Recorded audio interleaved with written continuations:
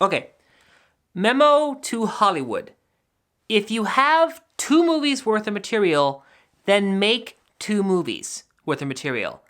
Stop trying to take 2 movies worth of material and cramming it into 1 movie's worth of material because, spoiler alert, it does not work. But apart from that, just play the intro, please. Please, thank you.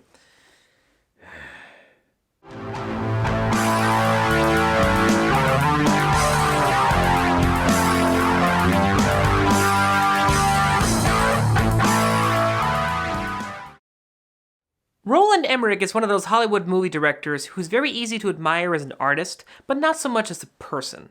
As a director, he's made a couple of very well-made, very fun, very quotable films that I still personally enjoy to this day. One of the biggest criticisms that he usually gets is that he seems to have a lot of stereotypes in his movies, which I would argue is actually done in a more positive way. He's not using the stereotypes to insult the people that those stereotypes are associated with, at least that's not the impression I get, but rather he's using those stereotypes and putting it in a more positive light. Take, for example, the first Independence Day movie. It had the stereotypical Jewish father, but he actually contributed to the destruction of the aliens. Albeit in a very small manner, but still. And then you have White House Down, where you've got the nerdy know-it-all tour guide who actually rises up to the occasion and contributes to saving the hostages. And he even gets rewarded for his bravery. Potentially. Even though his best movies can still be considered, to some people, stupid, they're still fun, enjoyable, and definitely memorable. As a director, Roland Emmerich is smart enough, talented enough, and trained well enough to make a really good movie. As a person...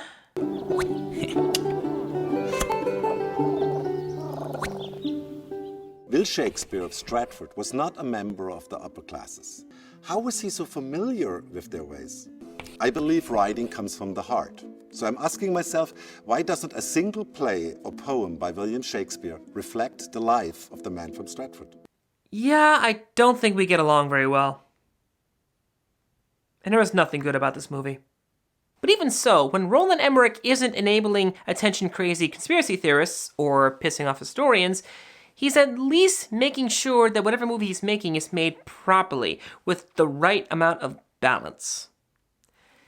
His latest movie doesn't seem to have any of that. It's actually kind of funny because this is arguably the first Roland Emmerich movie that doesn't really feel like a Roland Emmerich movie. Like I already said at the beginning of this review, it's trying to do 2 movies worth of stuff in 1 movie, and of course, no amount of talented directing is ever going to make that work. But despite that major problem, along with a few other problems that I'm going to get into in a moment, it's still entertaining and fun enough that it's fairly easy to overlook it. The story takes place about 20 years after the events of the first movie. Oh god, I feel old. During which time, humanity has achieved true unity and has used the alien technology with their own to advance themselves. They've made better weapons, better transport, better everything, basically. The main reason for the new weapons technology was to be better prepared for if and when the aliens came back. And sure enough, that's exactly what happens. The aliens have come back to Earth full force, with bigger ships, bigger problems, and bigger everything. Now, humanity must once again rise to the occasion to save Earth from annihilation. The first Independence Day movie was a very well-balanced movie. It had a proper flow for character development, story progression, action scenes, special effects, and so on.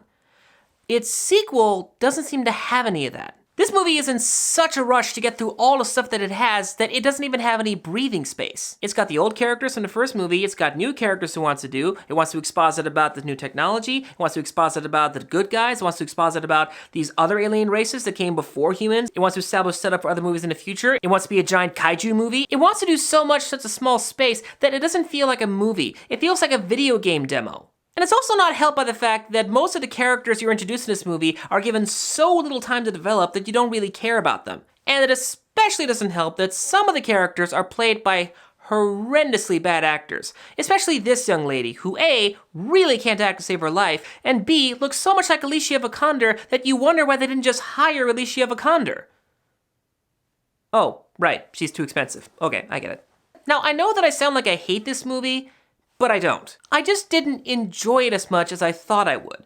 And I really wanted to. Now, on the positive side, and there is a positive side to this, the action is fun, the special effects are incredible, some of the characters, plus the actors who are playing them, are very interesting and very cool. Brent Spiner is still entertaining as Dr. Oaken from the first movie, though I still feel like his presence here is mostly unwarranted, kind of soap opera-ish. And the final battle with the Queen Alien should have been more interesting than it was. In conclusion, Independence Day Resurgence is not a horrible movie, but it's also not a great movie. And while I was one of the people who was looking forward to an Independence Day sequel, I am somewhat disappointed that it turned out the way it did. But even so, I'm still willing to give this franchise the benefit of the doubt and hope that maybe the third movie, if they're going to make one, might actually be a little better. But only time will tell. Ladies and gentlemen, I am The Norm. Thank you all for watching.